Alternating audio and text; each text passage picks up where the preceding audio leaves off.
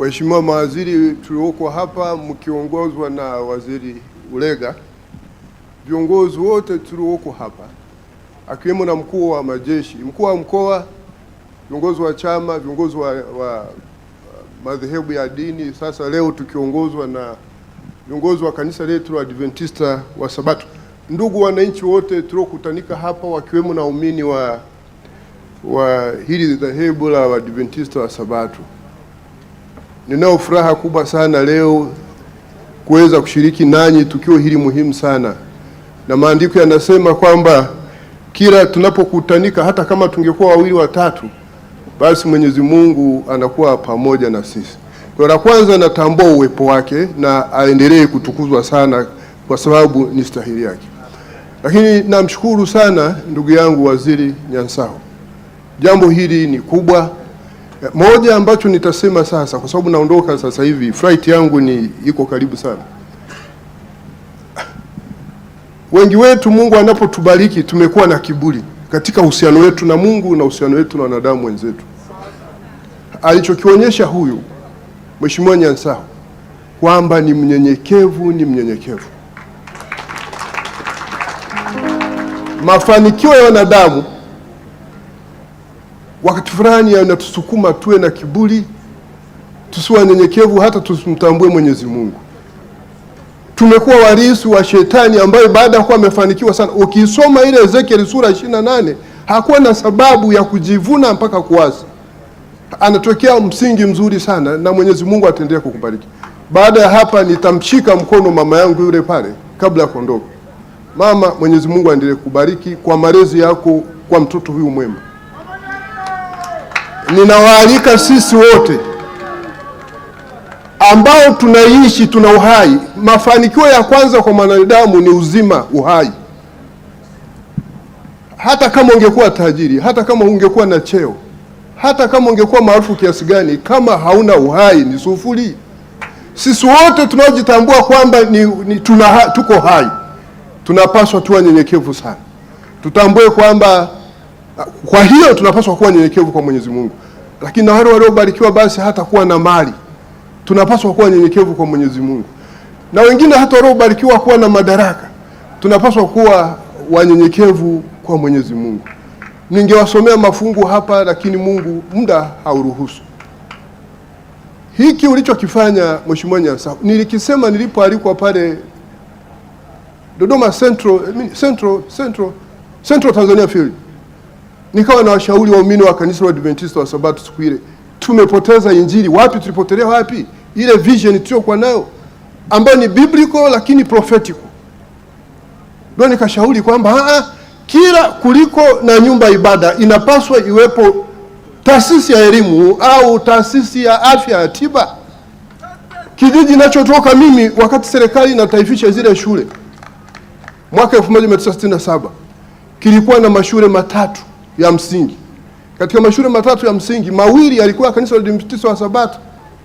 You could see how advanced and so much tulivyokuwa wakati ule. Somewhere hapa tumepoteza injili. Mimi sitaki vyeo na utajiri wa maombi. Mimi nataka vyeo na utajiri wa kufanya kazi. Amri ya ile imebeba kila siri ya mafanikio. Ukisoma ile amri ya 4, kitabu cha Kutoka sura ya 20 mstari wa 8 hadi wa 11, lazima ufanye kazi. Lakini utafanya kazi ukiwa na afya njema. Ndio maana tunataka afya. Ameshauriwa vizuri hapo mwenyekiti wa chama mkoa wa Mara. Lakini utafanya kazi ukiwa na elimu, inaongeza ufanisi. Ndio maana unakuja na hii vision, hii njozi hii ya kwamba tutaanza na asaiku, kwa sababu mtoto anatengenezwa kwenye umri mdogo.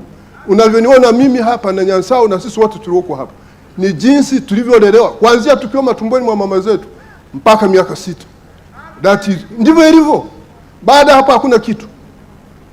Kwa hiyo, lakini kubwa hili la kujenga hii nyumba ya ibada, wewe unaendelea kuwapatanisha watu na Mwenyezi Mungu, hata kama wewe sio mchungaji wala mwinjilisti wala mzee wa kanisa. Kwa sababu huduma inayofanyika mle ndani ya maombezi kwa watu wote, na hasa ile sala ya Bwana ambayo iko katika nafsi ya kwanza wingi, Baba yetu utusamee makosa yetu kama tunavyosamehe wanaotukosea, utupatie riziki zetu. Hachanganyishi, ni jumuishi, it's so inclusive. Lakini Mungu anatufundisha upendo, tusameheane. Kwa hiyo unakuwa mpatanishi tena wa kudumu, ila hutamfikia Yesu. Kwa hiyo ni jambo kubwa sana. Na Mathayo sura ya 5 mstari wa 9, Yesu katika zile blessings, zile beatitudes anazungumza, heri wapatanishi maana wataitwa wana wa Mungu. Wewe ni mwana wa Mungu, lakini utaendelea kuwa mwana wa Mungu kwa hicho utakachokifanya. Hii kila basi ngoja niishie hapo. Mungu awabariki sana. Jeno Mkunda, ninakushukuru sana kwa kuungana na sisi katika tukio hili. Wala ninyi msiwe na wasiwasi na mimi na mambo ya protocol hapa. Mimi hiyo hainisumbui. Mimi nilipopata mwaliko kutoka kwa mdogo wangu huyu, kwa hiki kitu nakisema kila siku makanisani ninapoenda kufanya ibada, nilisema naenda pale kwa sababu mimi hata nikija hapa Mungu yupo, mimi naweza kuwa Mungu kweli? Mimi naweza kuwa mkubwa kuliko Mungu? Kwa hiyo mimi nilisema whether amwe mgeni rasmi au mnote mgeni rasmi, mimi naenda moja kufanya ibada, pili kumuunga mkono ndugu yangu, lakini cha tatu kuunga mkono hizi juhudi hizi zinazofanywa na kanisa. Wa viongozi wetu wa dini mko hapa, ninyi nazungumza na ninyi. Juzi wakati wa Pasaka nilikuwa na katibu mkuu, nadhani katibu mkuu wa fidia ya hii union hii field ya North Mara.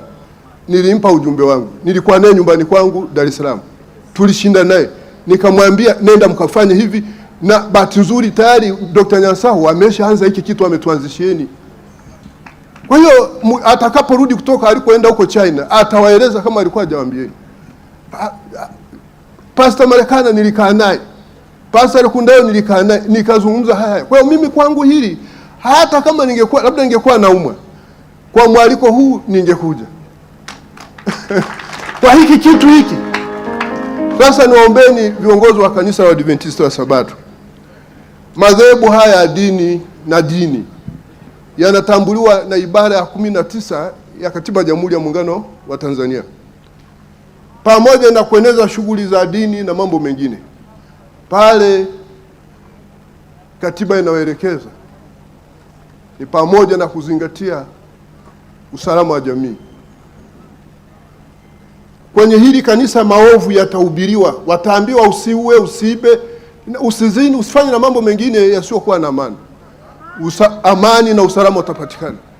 Lakini nazungumza pia kwamba maadili ya jamii. Maadili ya jamii, mimi nasisitiza sana maadili ya jamii. Nadhani mnasikia hata nazungumza juu ya mila na desturi. Na naona machifu wenzangu wako pale. Mungu aendelee kuwabariki sana. Mtaendelea kuhimiza maadili ya jamii. Ni yapi? Tunafahamu. Mengine usio ya kwetu tumeletewa. Lakini nasisitiza pia amani katika jamii. Halafu na umoja wa kitaifa. Kanisa la Adventista wa Sabato, naombeni sana. Haya sio maelekezo yangu, mimi sikuitunga ile katiba. Ile katiba ilitungwa na wananchi wa Jamhuri ya Muungano wa Tanzania. Mkisha toka hapo mtapoteza umuhimu wenu. Sasa mtu atakufuata wa nini kama wewe unahimiza vurugu? Lazima tuwe na umoja. Kama taifa lazima tuwe na umoja. Hata Yesu alihimiza kwamba hata wale waumini wake wale wawe na umoja kama yeye alivyo na umoja na Baba yake. Amani ikivurugika hapa, leo hapa tusingekuwepo. Hatuwezi kwenda kufunga ndoa, hatuwezi kwenda mashambani, hatuwezi kwenda kufuga. Na niombe sana hizi shule tunazozianzisha hizi ziturudishe kwenye mambo ya msingi yanayobeba uchumi wa dunia sasa hivi. Kilimo, ufugaji, uvuvi. Hizi ndizo rasilimali za maana na ndizo wanazopigania duniani. Na eneo hili la Great Lakes Region ndio sasa ni hotspot za vita. Hotspot za vita, lakini kinachotafutwa ni hicho kitu. Na wananchi, ing'ang'inieni sana ardhi mlionayo. Watakaopoteza ardhi huko mwishoni mtakuja kujuta. Kwa sababu mtu mwenyewe ni ardhi. Uendelea kuishi kwako ukiondoa roho ya Mwenyezi Mungu ni ardhi. Hakuna kitu ambacho tutakifanya bila ardhi. Kimsingi shughuli zote za mwanadamu ni ardhi, na uchumi wote ni ardhi. Hata sisi tunaenda maofisini na makoti, ile maofisi yale yamejengwa kwenye ardhi. Yule mama ntilie biashara yake anaweka kwenye ardhi. Hakuna utakachokifanya. Hata kama unauza kompyuta, warehouse yako ni ofisi, hata sisi ni ardhi. Watu wamekuwa nadhani kwamba ardhi ni kushika tu jembe. Kwanza hii ni kazi ya maana sana, hata hiyo ya kilimo ni kazi ya maana sana. Kwa hiyo Mheshimiwa, Mungu aendelee kukubariki sana. Na Mungu aendelee kukubariki sana. Narejea kumshukuru sana mama yetu yule kwa jinsi alivyokulea, na baba yetu na kanisa ambalo limekuwa linakutunza. Mimi naombeeni viongozi wa kanisa, mtuambieni ukweli. Msitusifu, tuambieni ukweli. Hata kama tunavyo, tuambieni ukweli. Unajua ukishakuwa na cheo unakuwa na kiburi. Ndio maana wengi wetu tukishakuwa na vyeo hivi hata kanisani hatuendi. Tukienda tumechelewa. Wakikwambia kafundishe lesoni hapo, nasema mimi ni mkubwa wapi? Na ninyi watu wa Msoma sijui akili zenu zinakuaje, lakini Mungu awabariki sana. Baada ya kusema hayo, na Mheshimiwa Waziri, nakushukuru kwa kunipa fursa ya kusalimia. Nisingesalimia pia isingekuwa vizuri. Watu wengine wangefikiri kwamba nimetoka hapa nimekwazwa. Lakini kwa kweli mimi kwangu imekuwa faraja. Leo nimekutana watu wengi hapa, akiwemo na dada yangu Gaudensia pale Kabaka. Tulifanya naye kazi, mimi nilikuwa mwanasheria mkuu wa serikali yake, waziri wa kazi, maendeleo ya vijana. Hii mifuko hii alikuwa anaisimamia yeye. Na wengine wengi nimeona hapa. Na wengine kwa siwafahamu. Kwa mfano, huyu mbunge wa Msoma mjini Mugore. Unajua Mugore kwa Kiruri ni princess, binti mfalme. Usimnamuona hata alivyo. Alafu Omuibure ni prince. Sasa yule ni princess. Kwa hiyo nimekutana na viongozi wenzangu hapa, wengine wa chama, kaka zangu hapa, kaka yangu Madaraka hapa, na wengine wote ambao sijawaona. Kwa hiyo Mungu awabariki sana. Sasa ninaomba mniruhusu niende, na hii shughuli ifanikiwe, na hii kuna mkono wa Mungu hapa, itafanikiwa.